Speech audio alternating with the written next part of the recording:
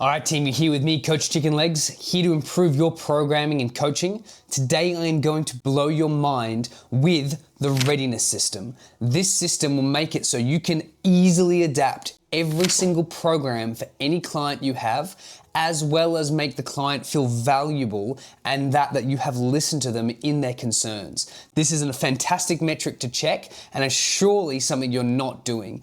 If you are, you're amazing. If you're not, let's become amazing. So team, whenever I have a client, before they start a workout, whether it be in a group class setting or in a one-on-one setting, I always get them to write their readiness on the board. Now, what does that mean? It means that I ask them 5 very simple questions. How do they sleep? How is their hydration? How is their nutrition?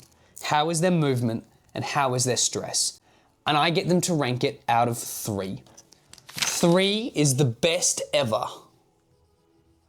And 0 is where it could not be any worse. So, why do we need to know these things? Because what this is gonna do, team, is that if our client ranks low on these systems, it's a good indicator that maybe we shouldn't be pushing them too hard. If you're a viewer who's already seen the heart rate variability episode, this will tell us what kind of heart rates we'll play with during the day. The lower the readiness, the lower the heart rate I allow the client to play with. The higher the readiness, the more I might feel inclined to push them hard in their heart rates. I might make them do hiss and hit training. Now, I'm gonna ask them how they sleep. I want to keep this brief and quick because I want the client to be able to do this in a couple of seconds. I don't want to sit here and explain it to them more than once. The first time I might go in depth with them, particularly in like an induction space, but after that we just get them to the board, give them a whiteboard marker, get them to write up their name, and they go through their readiness. Not a bad idea to have a sheet or a whiteboard with these things on it, these questions written on it. So when my client comes to the whiteboard, they go, how did they sleep? How well rested do they feel? Do they feel lethargic? Do they feel like they need to be caffeinated? If they don't need any of those things, they feel amazing, that's a 3. But if they feel completely horrible, that they didn't get any sleep at all and they're dying and they need to get some rest and they're just here out of sheer willpower, that's a 0. For hydration, we're talking about how clear their urine is. So if you just say, how hydrated are you? They'll think about them in that day right there. But if it's early morning, they might not have drunk any water at all. So they'll say 0, despite actually being quite well hydrated. So I ask them, how well hydrated are you? How much water have you drunk in the last few days? Is your urine clear or not? Clear urine is in the clear. That's what we like to say. When your urine is clear, you're in the clear. That gives people a bit more context around how hydrated they are. And it helps you stay in scope of practice as well. We don't deep dive into hydration because we're not nutritionists. We just give generic advice and ideas around the space. So if they've got really clear urine, it's a 3. If they've got semi-clear urine, it might be a 2. If it's moderately yellow and they're feeling dehydrated, that's a 1. And if they haven't drunk anything at all and they're basically pissing brown, which sends them to hospital, but if they've got really dehydrated, it's 0. That's good. 0 is terrible for them, but at least we know. The reason we need to know hydration, team, is because muscles will tear a lot easier if they're dehydrated, and it will also restrict their flexibility. So it means we might need to spend more time in the warm-up hydrating the muscle, which we will dive into in later videos.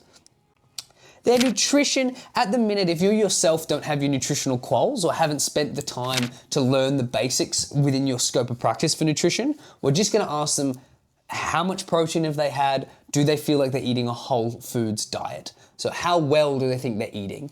Most people will be like, yeah, it's pretty good, it's all right. They might say 3, they might say 2, but without context, they're just gonna take a stab at the dark. If they've had beers and pizza, they're probably gonna be honest, say, I had a big night last night, Coach Chicken Legs, so 0. If they're trying to eat better and you might have them on your nutrition program, they might say 2 or 3. But as you get better in this space, team, as you learn more about nutrition, you can provide more context around the space. So my clients will often, when I ask them how's their nutrition, I'm referring to, have they had their servings of protein today? Have they had their servings of carbohydrates, of fats? Have they had 5 colors of vegetables? Have they filled out their sheets? Are they on top of balancing their fats? Things like this that eventually accumulate If you want context around nutrition, go watch my nutritional series. It's free, it's on YouTube, and that is dead set what I use for clients. So it'll give you way more context about how to stay in scope, as well as being able to provide nutritional advice for people. Movement refers to any soreness or niggles they might have. This could be DOMS, delayed onset muscle soreness, so they could have sore muscles from the previous day. They could just be restricted because they slept wrong. They could have a multitude of things wrong or good with them around movement. So I just ask them to keep it simple. How is the niggles in your body at the minute?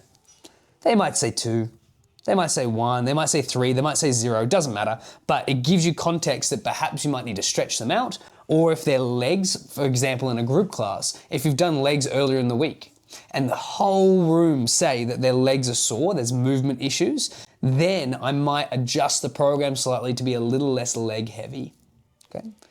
Stress is one that's a bit challenging to measure, team, because we're asking them how worked up they feel, how stressed they feel. We don't need to deep dive much into this. It's just to bring clients' attention to it. If they have no stress, that's 3. That's awesome. It's good to have no stress. If they feel stressed out of their mind, they might be 0, okay? For us as a coach, if I'm on a one-on-one and my client says they have 0 stress, hey team, if you're liking this content, what I need you to do is follow us, support us, leave comments. We're here to help programmers be better at programming, make coaches and PTs the best of the best that we can, and it starts with programming and it starts with you. Share, like, subscribe. As in, they're really freaking out. That's where the confusion happens, because remember, 3 is good, 0 is bad. If they are really bad for stress, I might get them to do an activity in their warm-up that's fun, like a game, to kind of help alleviate some of the pressure and to bring joy to them before we start training. So this is why I use this. We then give our client a rank out of 15. They add it all up. Let's say they got 12 out of 15. I asked the client, if I had a magic wand and I could fix any one of these, which one would it be? Guess what? It's usually going to be the one that's a 0 or low. So they might say in this context, if I am a 12S. So pretty awesome, 12 is really good, but stress is my main factor. That's awesome. Why have I got them to do this? Well, they've gone to the whiteboard. Firstly, they've written up their name. So if I have a huge group class or I'm having trouble remembering people's names because I have so many clients, I now have a little insight. So when I want to call people out and talk to them, I always use their name, and they've been kind enough to write it on the board for me. Also helps when I'm tracking metrics because I can then just get them to write next to their name throughout the session. 12S tells me that they're in a space where they can really push hard today. That's a good spot to be in. For most of our readiness stuff, I like to bracket it that 12 to 15 is good. That's really high. That is a day to get after it. Again, if you've seen the heart rate variability stuff, that's a good day to go hit and hiss training. If they're 8 to 12, it's a bit lower, so I might play with miss and mitt training, which is like mid-intensity kind of levels for their coaching for the day. If they're in this 4 to 8 space, this might be that lit and list, that low intensity stuff. That's okay, that might just be some casual movements. And if they're 0 to 4, that's full recovery. I'll do nothing else with them except for recovery to try to get them back out of this low heart rate space. So that's why we do it. One of the reasons. It's also to help prevent injury. If we're tracking our clients' metrics, as I suggest you do, you should always be tracking anything and everything that you can for a client to make sure you're doing the best service. As the days and weeks progress, your client might trend really well and consistent, so they're staying in kind of like a plateaued level of health. That's a really good sign. That's what we're trying to build people up to. We might find that clients are low to start off with, and then as you start providing service, they start trending up into the maintenance phase, into this higher level phase. That's really good. That's what we're trying to do. However, sometimes you'll find that clients are trending down. There is nowhere to go except for injury. As they trend lower and lower and lower and lower and lower and lower, eventually they're gonna hurt themselves. It is inevitable because they're running as hard as they can into the ground. And it's our job as a coach to assess why is that? How can we offset this? How can we bring them back out? Okay, there's so many reasons this could be, team. I've seen people have kids, so their stress and sleep reduces. I've seen people get promoted at work, so there's more responsibilities, so they don't go to the gym as often, so their movement's not as good. Every one of the readiness things all link together. But it's our job as a coach to identify clients in these spaces and trend them up and only train them when it's appropriate to do so. I am not going to flog a client who's only 6 out of 15 for the day. Even if the group class or the session was meant to be a high intensity session, I will just adjust for them specifically. If it's a big group and I've got a lot of people to think about, when I'm giving my instructions to clients, I will use their readiness to guide them. I may say something like, if you are a 12 or above today, I want you to really go after it in this next circuit. It's the time to leave everything you got on the table. Anything on the tank, I want you to spend it. But if your readiness is 8 or below, I want you to take your time. Really focus on your movements and your breath, and please don't overdo it. We are trying to prevent overtraining, and we're trying to bring attention to those who love to train too hard too often. You're going to run into 2 types of clients that this readiness will become really relative for. Clients who work so hard that they end up working themselves into injury, trending them all the way back down, or clients who are really apprehensive around training and so they plateau. But when we start applying the readiness metric to them so they can see that they're actually feeling a lot better than they thought, they can then appropriately train and improve their fitness. Very hard to get a hard worker, someone who loves to overtrain, to relax. But as you start introducing the readiness to them and they can see that they're actually training themselves into the ground, it does become relevant.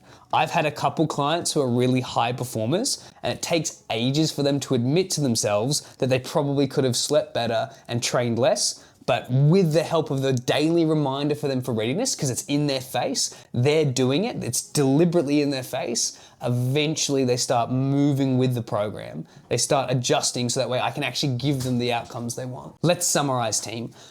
So why we're using readiness is so that the client can be aware of where they are inside of their own training space. It helps us remember names, because we are forgetful, that's okay. We also like to be able to track where they are at and if they're improving or if they're getting worse and trending towards injury. That's the main 3 things that we're doing. It's also good to be able to know if your client needs more attention on specific things. If they're having issues with their movement, they've got low movement score, it might be worth spending some more time stretching with them. If they're dehydrated, if they're having issues with their hydration, maybe you should ask them to drink some water throughout the session. Whatever it is, whatever the thing that's limiting them or helping them succeed, just make sure that they do not leave your room, they do not leave the session of the day without actively improving their readiness in some sense. I always value having the client leave happier than they walked in, because that is a part of your service. Your part of your service is to make the client feel good before they leave. So I always tell clients, I do not care how bad you feel. If you feel between 0 and 4 for your readiness, still come in, because I can help you leave as a 4 to 8. I can help improve you leaving, but I cannot do that if you don't come in at all. That really, really settles a lot of the older populist clients who are worried that you're going to flog them every single session. It is not good practice to flog your clients every single session. You will train them into the ground. Also, if I run into coaches, and unfortunately I have, whose programs are just trying to flog the client every single time, it's a really big indicator that you do not have the skill sets yet as a programmer to be able to give programs on a huge or large surface. So I would be very apprehensive to recommend you a client if I know you're a flog them coach. There is a time and place for it, and some people love that drill sergeant-esque style. However, it's not something you should practice all the time. You don't see it at high elite sporting levels, so I do not practice it at lower levels like PT and coaching. Excellent, team. Hopefully that was helpful. Please try this yourself. Try to apply your own readiness for your own training before every session. See genuinely how you feel before you train. Really good habit to get into, good to get your clients to start doing, and it helps them feel more involved with their own training. Until next time, make sure you help out the people around you. Make sure you pay this forward, like, subscribe, and stick around so that we can make you the 1% of 1% coaches.